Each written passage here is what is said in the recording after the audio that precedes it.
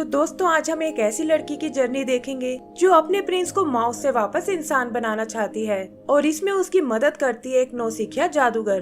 तो चलिए शुरू करते हैं। तो मूवी के शुरू में हमें एलेक्स नाम के एक प्रिंस के बारे में बताया जाता है जिसे एक विच ने खानदानी दुश्मनी के कारण माउस में बदल दिया और उसकी जगह एक फेक प्रिंस ओलाफ को बिठा दिया। फिर एक दिन उनके राज्य में एक एला नाम की लड़की आई जिसके साथ उसकी जादूगर दोस्त क्रिस्टल और वोल्टर और मैनी नाम के 2 माउस थे। उन्होंने किसी तरह उस विच को मार डाला, लेकिन मरते हुए विच ने एला को एक स्टोन में बदल दिया। एलेक्स को उसका सैक्रिफाइस देखकर बहुत दुख होता है और वो अपनी लाइफ पावर उसे देकर वापस माउस बन जाता है। तब से एला और उसके फ्रेंड्स कोई ऐसा तरीका ढूंढ रहे हैं जिससे वो एलेक्स को फिर से इंसान बना सके। ऐसे ही एक दिन क्रिस्टल भागती हुई एला के पास आती है और बताती है कि उसने श्राप को तोड़ने वाला स्पेल ढूंढ लिया है। इसके लिए वो उन्हें कुछ चीजें लाने को बोलती है, जैसे ब्लैक फेदर, रेनबो एग और ब्लू फ्लावर का स्टेमिन। इन सब को मिलाकर वो एक मैजिकल पोशन बनाती है, लेकिन एलेक्स पर इसका कोई असर नहीं होता और उल्टा वो उसे घायल कर देती है। क्रिस्टल समझ जाती है कि अभी वो एक परफेक्ट जादूगर नहीं बन पाई है और इसीलिए उसके स्पेल्स अच्छे से काम नहीं कर रहे। तभी उसकी नजर स्पेल बुक के ऑथर पर पड़ती है जिसका नाम डॉक्टर नोइटोल है और उन्हें लगता है कि वो शायद उनकी मदद कर सकता है। एला एलेक्स से वहीं पैलेस में रुकने को कहती है और अपने दोस्तों के साथ उस ऑथर के घर पहुंच जाती है।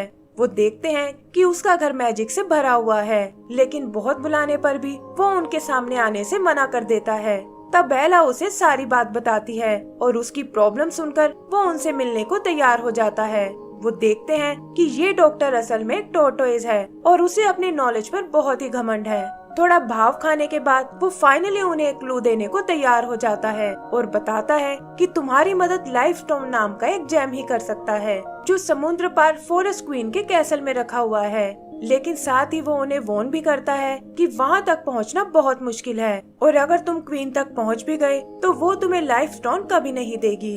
क्रिस्टल को लगता है कि वो बस उन्हें बेवकूफ बना रहा है, लेकिन एला उसे वहाँ तक पहुँचने में अपनी मदद करने को कहती है। तब डॉक्टर उन्हें बताता है कि मेरे बैकयार्ड में एक क्लाउड रहता है और अगर तुम उसे मना सको तो वो तुम्हें समुद्र के पार ले जा सकता है। ये सुनकर वो सब उस क्लाउड से मिलने जाते हैं, लेकिन देखते हैं कि वो उनकी बात सुनने को बिल्कुल तैयार नहीं है। क्रिस्टल फ्रस्ट्रेट होकर उस पर अपना मैजिक यूज करती है और इससे क्लाउड को भी गुस्सा आ जाता है। एला समझ जाती है कि वो तो बस उनके साथ खेलना चाहता है और जल्दी ही उसमें और क्लाउड में दोस्ती हो जाती है। एला फाइनली उसे अपनी जर्नी के लिए तैयार कर लेती है और ये देखकर क्रिस्टल उदास हो जाती है। आगे हम उन सबको उस कैसल की ओर जाते हुए देखते हैं और एला नोटिस करती है कि क्रिस्टल का मूड अचानक से खराब हो गया है। एला उससे इसका कारण पूछती है, जिस पर क्रिस्टल बताती है कि शायद वो अपने ग्रुप के लिए एकदम यूजलेस है और यहाँ तक कि अपना मैजिक भी ठीक से नहीं यूज कर पाती। उसे लगता है कि वो कभी एक परफेक्ट जादूगर नहीं बन पाएगी और शायद अब उसे जादू करना छोड़ देना चाहिए। तब एला उसे समझाती है कि इंसान को कोशिश करना कभी नहीं छोड़ना चाहिए और वो उसे खुद पर यकीन रखने को बोलती है। फिर जल्दी ही वो लोग उस फॉरेस्ट तक पहुंच जाते हैं और क्लाउड उन्हें वहीं छोड़कर वापस चला जाता है। यहाँ उनका सामना एक बोलने वाले पेड़ से होता है जो खुद को इस फॉरेस्ट का गाइड बताता है और कहता है कि मैं तुम्हें उस कैसल तक तुरंत पहुँचा दूंगा।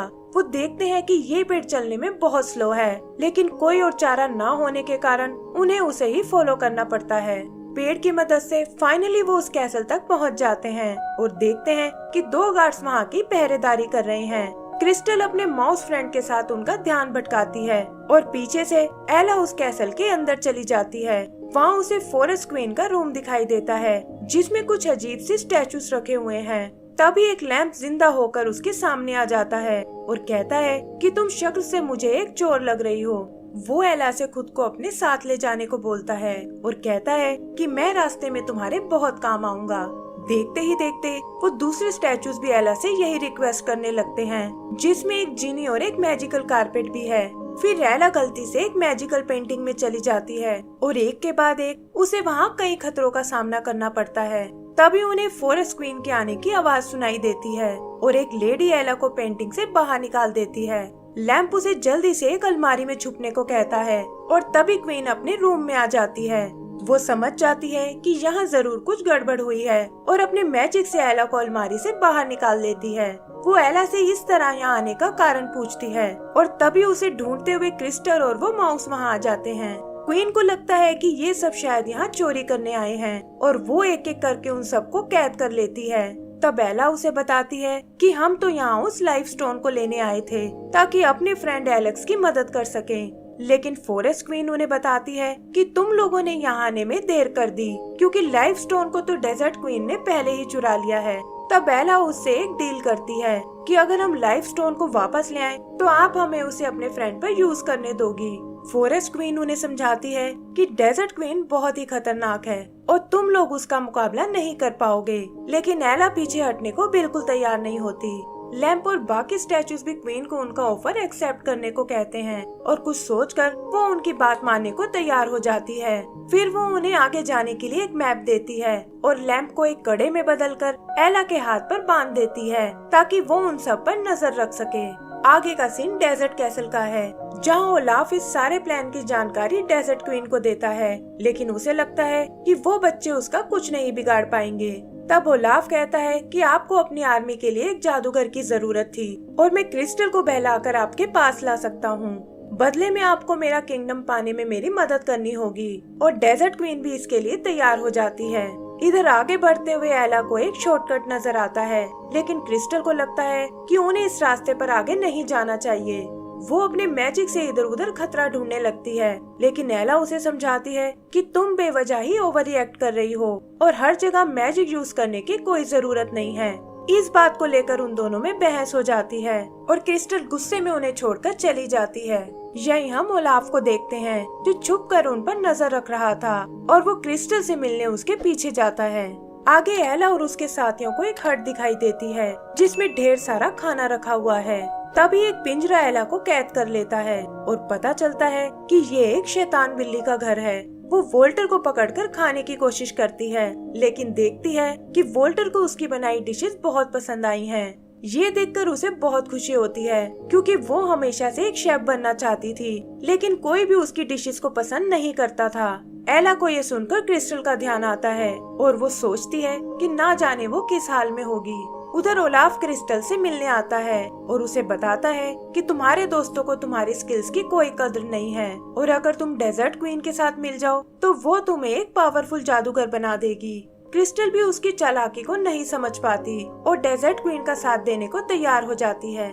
इधर एला और मौसिस का सामना एक बियर से होता है और इससे पहले कि वो उन्हें चोट पहुंचा पाए, एला उसे अपने यहाँ आने का कारण बताती है।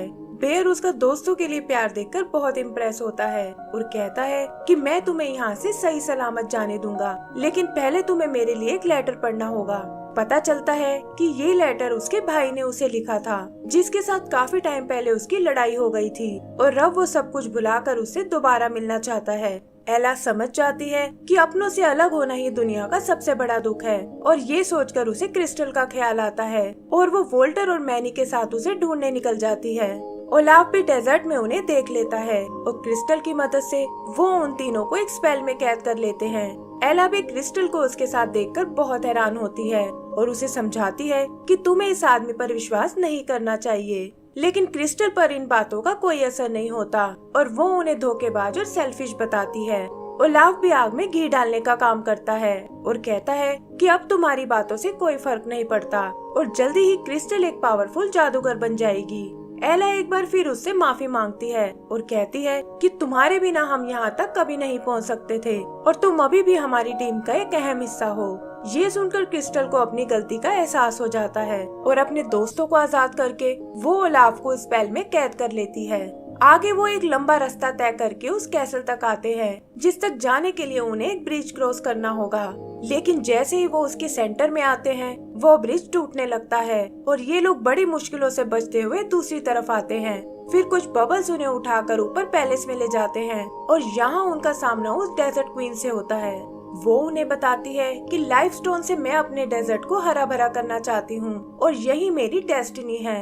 एला उससे किसी और तरीके के बारे में पूछती है, जिस पर क्वीन कहती है कि मुझे अपने काम के लिए एक जादूगर की जरूरत है और अगर क्रिस्टल यहाँ रहने को तैयार हो जाए तो मैं तुम्हें वो लाइफ स्टोन यूज करने के लिए दे सकती हूँ। क्रिस्टल उसकी बात मानने को तैयार हो जाती है और एला को समझाती है कि इससे वो एलेक्स को फिर से इंसान बना सकती है और डेजर्ट क्वीन की मदद से उसका बड़ा जादूगर बनने का सपना भी पूरा हो जाएगा। फिर डेजर्ट क्वीन उसके हाथ में वो लाइफ स्टोन देती है, लेकिन पता चलता है कि ये सब उसका एक प्लान था और उसने क्रिस्टल को अपने स्पेल में बांध लिया है। उसे कंट्रोल करके वो एला को पहाड़ी से नीचे गिरा देती है और क्रिस्टल को अपने साथ कैसल में ले जाती है। इधर एला किसी तरह बच जाती है और वोल्टर और मैनी के साथ ऊपर कैसल की ओर चढ़ने लगती है। उधर डेजर्ट क्वीन क्रिस्टल से एक बार फिर सोचने को कहती है और बताती है कि मैं तुम्हारा परफेक्ट जादूगर बनने का सपना पूरा कर सकती हूँ, लेकिन क्रिस्टल ऐसा करने से मना कर देती है। तभी एला और उसके माउस वहाँ आते हैं और क्वीन को बातों में उलझाकर लाइफ स्टोन को चुरा लेते हैं। क्रिस्टल भी स्पेल टूटने से आजाद हो जाती है और वो सब कैसल से बाहर आ जाते हैं। डेजर्ट क्वीन गुस्से में उन पर अटैक करती है, जिसके लगते ही क्रिस्टल एक डॉल में बदल जाती है। एला को ये देखकर बहुत दुख होता है और वो डेजर्ट क्वीन से इसका बदला लेने की सोचती है। डेजर्ट क्वीन उस पर भी अपना स्पेल यूज करने की कोशिश करती है, लेकिन एंड टाइम पर वहाँ फॉरेस्ट क्वीन आ जाती है।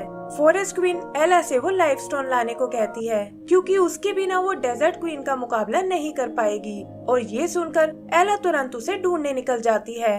पता चलता है कि वो लाइफ स्टोन मैनी के पास है, लेकिन तभी उनके सामने ओलाफ आ जाता है। वो उनसे स्टोन छीनने की कोशिश करता है, लेकिन एला वहाँ आकर उस स्टोन को पकड़ लेती है। तभी वो माउस ओलाफ पर अटैक कर देते हैं और इसी हड़बड़ी में उनके साथ साथ एला भी पहाड़ी से नीचे गिरने लगती है। लेकिन इससे पहले कि वो लोग नीचे जमीन से टकराएं, क्लाउड वहाँ आकर उन्हें बचा लेता है और बताता है कि डॉक्टर ने उसे उनकी मदद करने भेजा है। फिर वो उड़ते हुए वापस कैसल की ओर आते हैं और देखते हैं कि डेजर्ट क्वीन ने फॉरेस्ट क्वीन को ट्रैप कर लिया है। एला किसी तरह बचते हुए उस स्टोन को फॉरेस्ट क्वीन की ओर उछालती है, लेकिन वो देखते हैं कि डेजर्ट क्वीन भी उसे पकड़ने आ रही है। तभी फॉरेस्ट क्वीन एला के हाथ में बंधे उस लैंप को एक्टिवेट करती है और उसकी रोशनी डेजर्ट क्वीन को चकाचौंध कर देती है। लाइफ स्टोन भी फाइनली फॉरेस्ट क्वीन की छड़ी तक पहुंच जाता है और वो डेजर्ट क्वीन को उड़ाकर दूर फेंक देती है।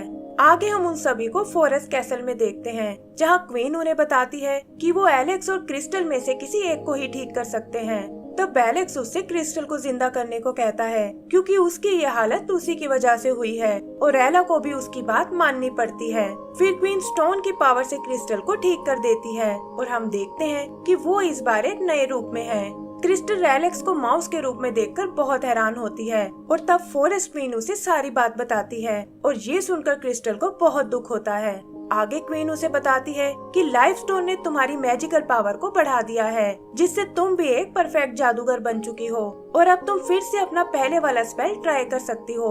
क्रिस्टल भी ये सुनकर खुश हो जाती है और अपने दोस्तों से स्पेल की चीजों को फिर से इकट्ठा करने को बोलती है। फाइनली उसके स्पेल से एलेक्स फिर से इंसान बन जाता है और इसी के साथ हमारी ये मूवी भी खत्म हो जाती है।